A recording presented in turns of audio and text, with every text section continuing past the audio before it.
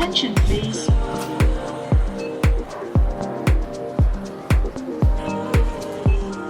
ఎవరైతే airport and ఎయిర్లైన్లో నేను పని చేయాలి అని అనుకుంటారో, ఏరో ఫాల్కన్స్లో జాయిన్ అయ్యారు అని అంటే ఇది ఇస్తే ఇంకా బాగుంటుంది కదా సార్ అన్నది నన్ను వచ్చి అడగన అవసరం లేదు. కాదు అన్నది కూడా నవ్వుతూ చెప్పడం మా ఎయిర్లైన్స్లో ఎక్కువ ఉంటుంది.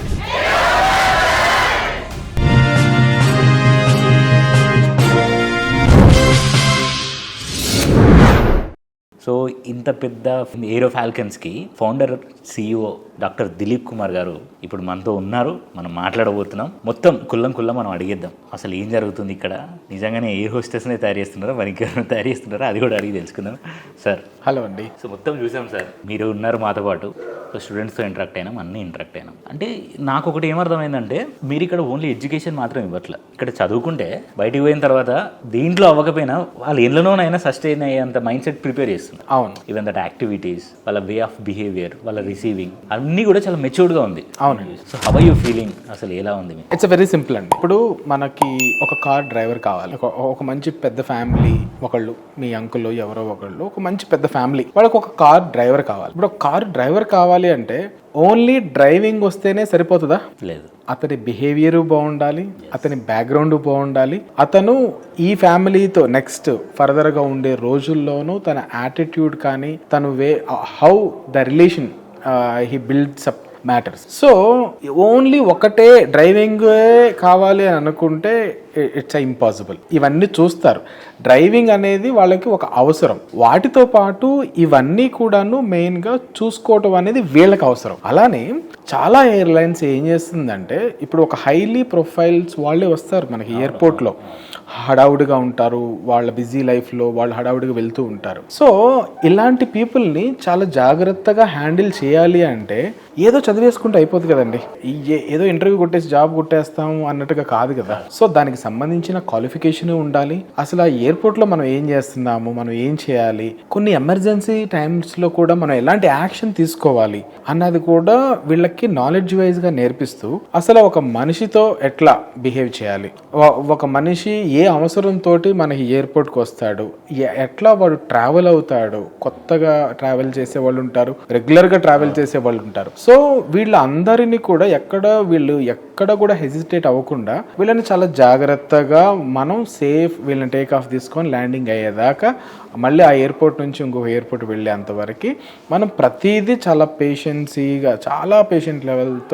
లెవెల్తో మనం మెయింటైన్ చేసుకోవాలి పిల్లలు. అందుకోసమని ఇప్పుడు ఏంటంటే ఎయిర్లైన్కి కావాల్సింది మంచి యూత్, మంచి యంగ్ బ్లడ్ కావాలండి, మంచి యంగ్ బ్లడ్ కావాలి. మీరు చూస్తే ఏంటంటే మనకి కొంచెం హయ్యర్ అఫీషియల్స్లో ఉన్న వాళ్ళు మిడిల్ ఏజ్ నుంచి కొంచెం ఏజ్ ఎక్కువ ఉన్న వాళ్ళు కనిపిస్తారు. బట్ ఫస్ట్ లెవెల్లో మనకు అంత యూతే కనిపిస్తారు. యూత్లో ఏమవుతుందంటే వీళ్ళకి ఆ యంగ్ బ్లడ్ వల్ల వీళ్ళకి వర్క్ చేయాలనే ఉత్సాహము ఉంటుంది, యాజ్ వెల్ యాజ్ లైఫ్ ఇంకా మెచ్యూరిటీ నేర్పలేదు వాళ్ళకి.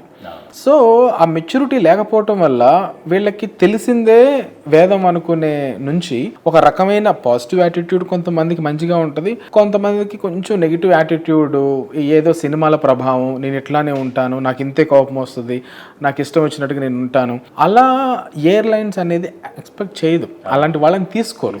చాలా ప్లీజింగ్ పర్సనాలిటీ ఉండాలి, తను మాట్లాడే విధానం ముందు వాళ్ళకి నచ్చాలి. కాదు అన్నది కూడా నవ్వుతూ చెప్పడం మా ఎయిర్లైన్స్లో ఎక్కువ ఉంటుంది.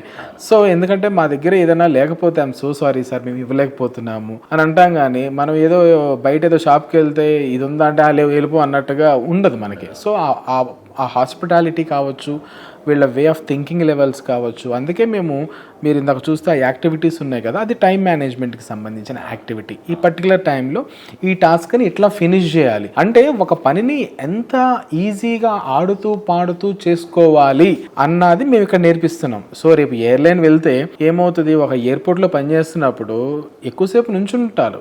బికాజ్ ఎందుకంటే ఒక పెళ్లి జరుగుతుంది ఇంట్లో కూర్చొని పని చేసుకుంటామా, ఇంకా ఏదో పని మీద తిరుగుతూనే ఉంటాం. అట్లానే ఎయిర్పోర్ట్ మొత్తం పిల్లలు తిరుగుతూనే ఉంటారు, ఎక్కువ టైం నుంచోనే ఉంటారు. అలానే కూర్చొని అట్లా సైన్లు పెట్టి ఉద్యోగమే కావాలనుకుంటే వస్తుంది, అదేంటంటే ఎక్స్పీరియన్స్ మీద వస్తుంది. కాబట్టి సో ప్రస్తుతానికి ఏంటంటే నేను రీసెంట్గా చూసిన కొన్ని విషయాలు అనమాట. అంటే అంతకుముందు ఇయర్స్లో పిల్లలు నాకు ఎప్పుడు చెప్పలేదు కాళ్ళు నొప్పులు వస్తున్నాయి అని. ఈ మధ్య పిల్లలు ఏంటంటే చాలా లేజీ అయిపోతున్నారు. సో అంత వీళ్ళకి బాడీ ఫిజికల్ యాక్టివిటీస్ లేవు వీళ్ళకి. అంటే ఇప్పుడున్న జనరేషన్ పిల్లలు చాలా తక్కువ అయ్యారు. సో దానివల్ల ఏమవుతుందంటే ఒక్కసారిగా జాబ్ వెళ్ళి ఒక 7 గంటలు 8 గంటలు అట్లా నుంచోని వర్క్ చేసుకొని, అంటే నుంచోడం అంటే స్టాండ్ పొజిషన్లో కాదు, వాకింగ్ కూడా ఉంటుంది.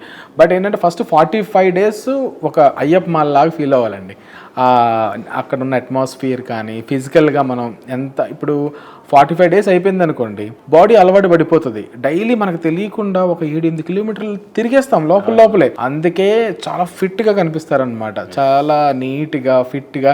ఇక బయట ఎక్సర్సైజ్లు అవసరం లేదు, ఎయిర్పోర్ట్లో పనిచేసే వాళ్ళకి, ఎయిర్లైన్స్లో చేసే వాళ్ళకి ఆ ఎక్సర్సైజ్ అవే సరిపోతాయి. సో వర్క్ అనేది ఇంకా వాళ్ళకి ఇట్లా నేర్పించుకోవడం వల్ల నేను ఇది మెయిన్గా ప్రయారిటీగా పెట్టుకొని, సో ప్రతిదీ ఏరో ఫాల్కన్స్లో జాయిన్ అయ్యారు అని అంటే ఇది ఇస్తే ఇంకా బాగుంటుంది కదా సార్ అన్నది నన్ను వచ్చి అడగన అవసరం లేదు, అది ఆల్రెడీ ఉంటుంది, అన్ని ప్రొవైడ్ చేసేసేయాలి. ఎందుకంటే పిల్లలు ఈ వయసులో నేర్చుకోకపోతే ఇంకా వేరే వయసు నేర్చుకోవడానికి ఉండదు. వన్స్ జాబ్ వచ్చేసిందంటే ఆ ప్రొఫెషనల్ లైఫ్లోనే తిరిగేస్తూనే ఉంటుంది.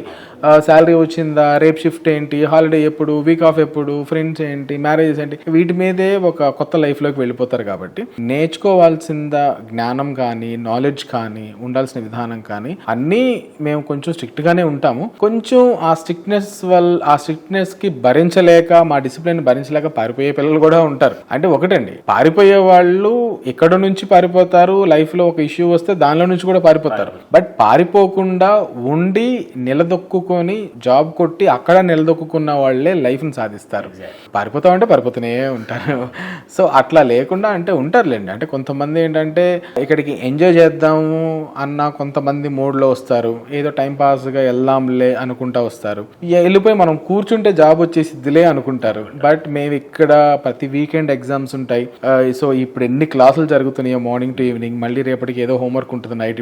ఇప్పుడు 7 o'clock వెళ్ళారు వాళ్ళు, వెళ్ళి ఫ్రెష్ అప్ అయ్యి మళ్ళీ వాళ్ళు అన్నం తిని మళ్ళీ నైట్ ఏదో ఇంకా మేము ఇచ్చిన హోంవర్క్ చేసుకొని మళ్ళీ మార్నింగ్ మళ్ళీ వచ్చేసి ఇట్లా వీళ్ళకి డైలీ బిజీ షెడ్యూల్ ఉంటుంది. కాబట్టి ఏవియేషన్ ట్రైనింగ్ వర్క్ ఇది తప్ప పిల్లోడు ఇంకా దేని గురించి డైవర్ట్ అవ్వకూడదు. నాకు మెయిన్గా అది నా మెయిన్ కాన్సెప్ట్ అనమాట. మెయిన్గా గర్ల్స్ ఉంటారు, చాలా మంది హాస్టల్స్లో ఉంటారు, వేరే ఊరు డిస్ట్రిక్ట్స్లో నుంచి వచ్చి. సో వాళ్ళని కొంచెం కేర్ఫుల్గా అబ్జర్వేషన్ చేసుకుంటా, సో ఎక్కడికక్కడ మేము చేసుకుంటా ఉంటాం అనమాట. ఓకే, ఇంకా ఫైనల్గా మీరు ఆడియన్స్కి ఏరో ఫాల్కన్స్లో అంటే ఇప్పుడు చాలామంది వాళ్ళ పిల్లల్ని చదివించాలనుకుంటారు, ఓవరాల్గా ఒక ఐడియా ఉంటుంది వాళ్ళకు దీంట్లో పంపించడానికి. సో పర్టికులర్గా ఏరో ఫాల్కన్స్లో ఎందుకు జాయిన్ అవ్వాలి, జాయిన్ అయితే మీరు ప్రొవైడ్ చేసే కోర్సెస్ ఏంటి, మీరు ఎంతవరకు వాళ్ళకి జాబ్ వచ్చేలా చేస్తారు అనేది మీ మాటలో ఒక 5 points చెప్పండి. ఇట్స్ వెరీ సింపుల్ అండి.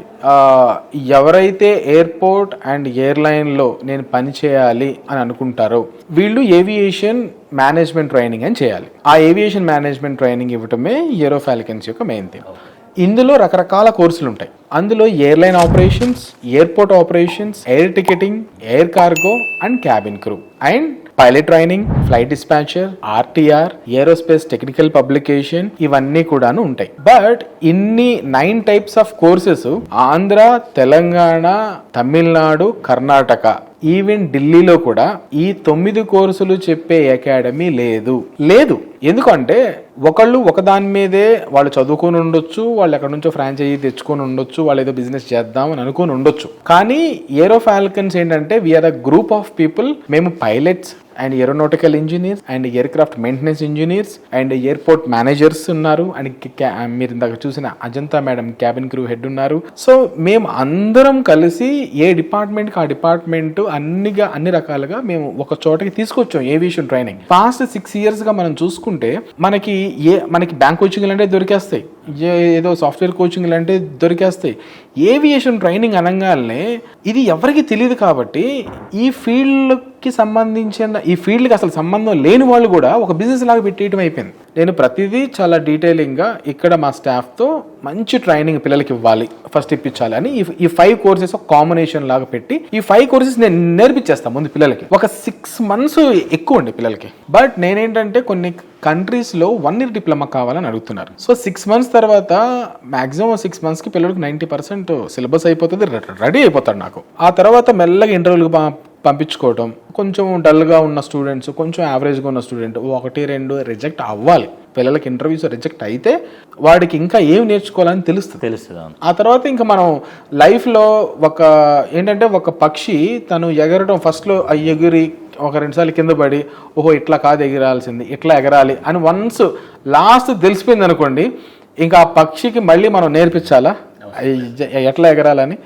అట్లా పిల్లలు ఒకళ్ళిద్దరు రిజెక్ట్ అవుతూ ఉంటారు, మళ్ళీ సెలెక్ట్ అవుతూ ఉంటారు, వెళ్ళిపోతూ ఉంటారు. వన్స్ సెలెక్ట్ అయ్యి వెళ్ళాడా ఇక లైఫ్లో నా దగ్గరికి మళ్ళీ రావద్దు అనుకుంటా. అంటే నాకు జాబ్ పోయింది సార్, నేనేం చేయను అని అంటే నేను ఆ క్యాండిడేట్ని సరిగ్గా ట్రైన్ చేయలేని అర్థం. సార్ నేను ఆ జాబ్ వదిలేసా, నేను ఇంకా వేరే కంపెనీకి వెళ్తున్నా, శబాష్, అంతే కదండి. సో వాళ్ళ కాళ్ళ మీద వాళ్ళు నుంచోబెట్టడమే మన మెయిన్ టార్గెట్ అనమాట. సో అట్లా ఈ 6 monthsలోనే ఈ పిల్లల్ని చాలా పాలిషింగ్ చేసి వీళ్ళని మనం బయటికి పంపించడం జరుగుతుంది. But end of the day Aero Falcons అన్ని బ్రాంచెస్లో జనవరి ఫిబ్రవరి వరకు పిల్లోడు అనేవాడు మళ్ళీ కనిపించవద్దు. మా టాస్క్ అనమాట అది. సో ఫిబ్రవరి వచ్చిందా అన్ని అకాడమీస్లో, అన్ని బ్రాంచెస్లో, మా బ్రాంచెస్లో పిల్లలు ప్లేస్ అయిపోయి ఉండాలి. అండ్ ఇంకొన్ని కాంప్లికేషన్స్ ఏంటి అంటే ఈ బయట బ్రోకరేజీ ఒకటి వచ్చేసింది అనమాట. ఏదో డబ్బులు తీసుకొని జాబులు పెట్టించడం ఇట్లాంటివి చాలా చోట్ల వింటున్నాము, చాలామంది కాల్స్ చేస్తున్నారు.